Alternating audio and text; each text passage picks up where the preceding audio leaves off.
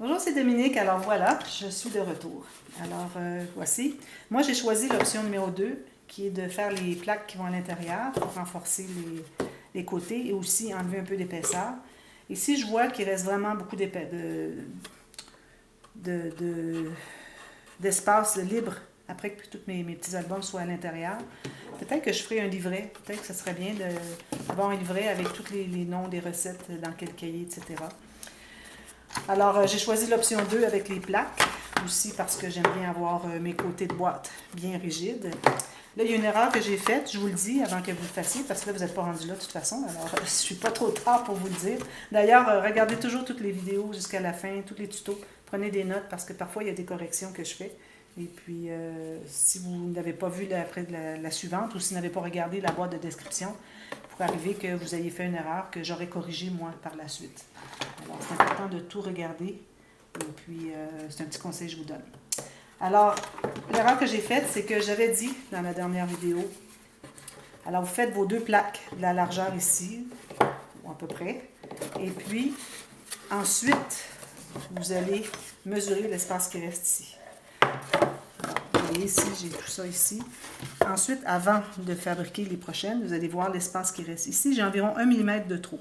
Je vais y arriver, mais ce n'est pas l'idéal. Parce que vous voyez, là, ici, ça n'entre pas, comme ça. Mais ce que je peux faire, c'est que je le mets comme ceci, et puis je pousse, elle va rentrer. Mais ce n'est pas l'idéal. L'idéal, c'est vraiment de l'avoir exactement à la grandeur dont vous avez besoin. Puis celle-ci, c'est la même chose. Alors, je vais faire ça comme ceci et pousser.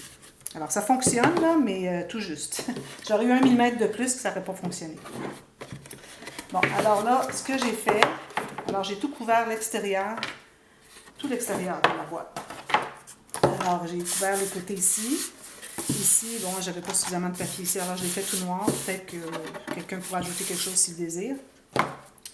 Alors, avant de faire quoi que ce soit à l'intérieur, ce que j'ai fait, c'est que j'ai posé mes pattes. Alors, quand je vous parlais, si vous avez déjà utilisé 2 mm, il ne faut pas utiliser un autre 2 mm. Alors, ça serait correct finalement parce que ce que j'ai fait, c'est que j'ai posé mes pattes avant de poser. Parce que, regardez, là, j'aurais pas eu accès. Vous voyez le petit trou qu'il y a ici, là, que j'ai fait avec la patte, le trou où est-ce que c'est qu'il y a la tache parisienne ici qui entre. Si j'avais posé mes plaques avant, j'aurais pas eu accès. Oubliez ça. Mais du fait qu'on peut les poser toutes avant de poser nos plaques, ben là, ça ne dérange plus que vous ayez fait 2 mm et vous ajoutez un autre 2 mm, c'est correct. Alors, il n'y a plus de problème pour ça. Ensuite, alors là, ce que je vais faire, c'est que je vais poser la dernière page. J'en ai gardé une pour vous montrer. Alors moi, j'utilise la colle 3 dans 1 qui colle très bien. Si vous avez une colle qui colle le métal sur le papier, utilisez-la. Je crois que c'est la 3 dans 1. Elle est disponible au Canada, mais pas en Europe, je crois pas. J'ai regardé sur Amazon, je ne l'ai pas trouvé, alors j'imagine que ça n'existe pas.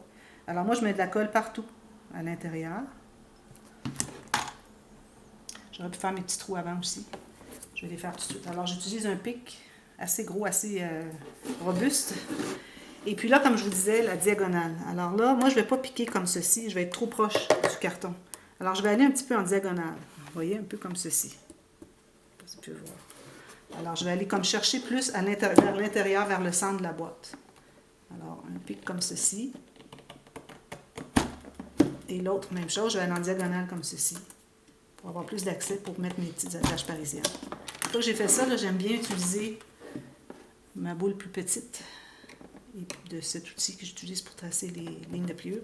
Et je vais l'agrandir un tout petit peu mon trou. Je veux que ça soit plus facile d'entrer les bras. Là, j'avais les attaches. J'en ai une ici. Où est-ce qu'elle est? Alors là, j'ai mes petites attaches parisiennes. Alors, ça va solidifier. Alors, j'entre mes petites attaches parisiennes dans les trous. Ça donne ça. Et à l'intérieur, vous voyez, on est tout juste sur le côté. Alors, c'est pour ça, puis je suis allée en diagonale un petit peu. C'est une bonne chose que j'ai fait ça. Ensuite, on ouvre les petites pattes et puis on s'assure qu'elles soient dans le sens, le long de la boîte. Comme ceci. Et ensuite, moi, je recommande toujours, si vous avez un outil comme ceci, un couteau à précision.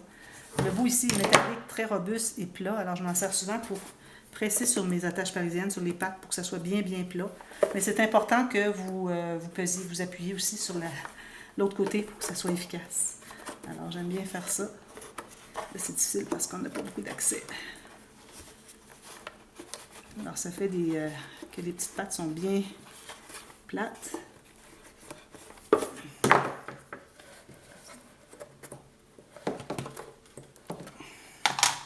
Alors là, j'ai mes 4 posés, vous voyez. Alors maintenant, ce que je vais faire, je vais poser ce carton-là pour le fond. Ça va faire une belle finition pour placer nos plaques par la suite.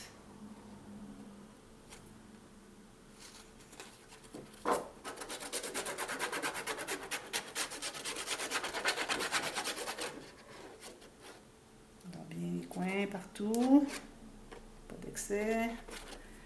Alors là, c'est un peu plus petit, alors moi, mon papier qui me restait faisait qu'il n'était pas suffisamment grand, mais ça va parce que je vais le centrer, puis de toute façon, mes plaques, quand je vais les coller, quand je vais les placer, ça va combler l'espace qu'il y a de trop. Vous voyez, ici, j'ai un petit peu trop d'espace, ici en haut et en bas. Mes plaques vont couvrir ça. Alors là, je vais presser tout ça bien comme il faut.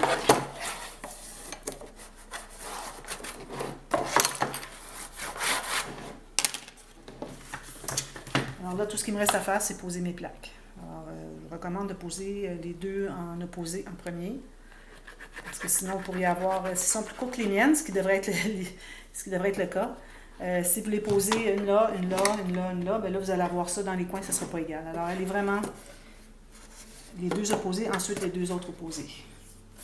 Vous voyez comme ça fait propre. On ne voit pas le papier. Tout juste bien parfait. Alors là, il faut presser longtemps. S'assurer qu'il soit bien, bien pressé, parce que là, il a tendance à vouloir bondir ici, là. Alors, c'est pour ça qu'il faut tenir longtemps. Puis ensuite, moi, ce que je vais faire, je vais décorer. Alors, parce que les livres de recettes sont ici. Alors, je voudrais que la personne puisse choisir ou bien ici, le devant, avec les livres comme ça, ou si elle veut avoir les tranches, ça peut être le devant. Alors, je vais décorer un coin ici et un coin ici. Alors, elle choisira quel côté elle veut avoir. Puis si elle met sur une tablette, puis ça c'est le devant, bien, on voit quand même une décoration sur le côté. Si on voit deux côtés, bien souvent c'est ce qui arrive, on voit deux côtés d'une boîte. Alors, mais je ne ferai pas les 4 coins, vraiment juste là, un côté ici et un côté ici. Alors ça, vous l'avez vu. Je ne sais pas si c'est ça que je vais avoir fait, je crois que oui. C'est mon intention tout de suite. Là. J'imagine que c'est ça que je vais faire. Alors, voilà. Vous voyez, là, ça ne bondit plus. Parce que je l'ai tenu tout ce temps-là que je vous ai parlé. Alors ensuite, vous faites la prochaine, qui est l'opposé, puis ensuite vous faites les deux autres. Et puis vous avez terminé votre projet. Alors, vous avez vu le dévoilement, alors vous allez avoir vu qu'est-ce que ça donne. Et puis je vais voir pour le petit...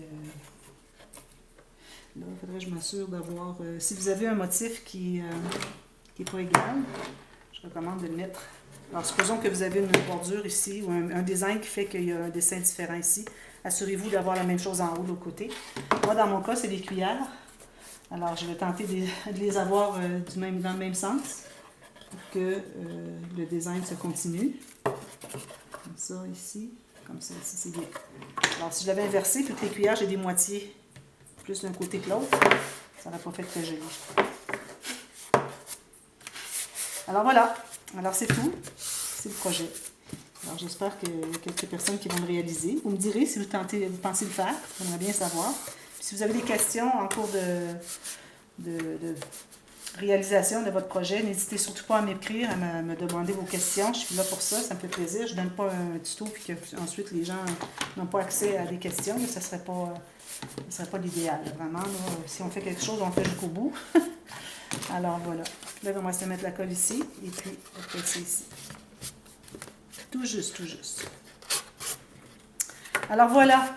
Alors merci beaucoup d'avoir écouté. Et puis, vous avez vu dans toutes les vidéos de cette série qu'il y a toujours la playlist. Dans la boîte de description, vous avez la playlist avec où vous pouvez aller revoir les vidéos passées ou futures ou quoi que ce soit. Alors, vous allez pouvoir suivre tout ça bien correct. Là, et puis, ça devrait bien aller comme d'habitude, je crois. Alors, merci beaucoup d'avoir regardé. Puis, on se revoit très bientôt. On commence demain soit une autre série de tutos ou bien un dévoilement. Alors, on s'en reparle. Merci. Bye bye.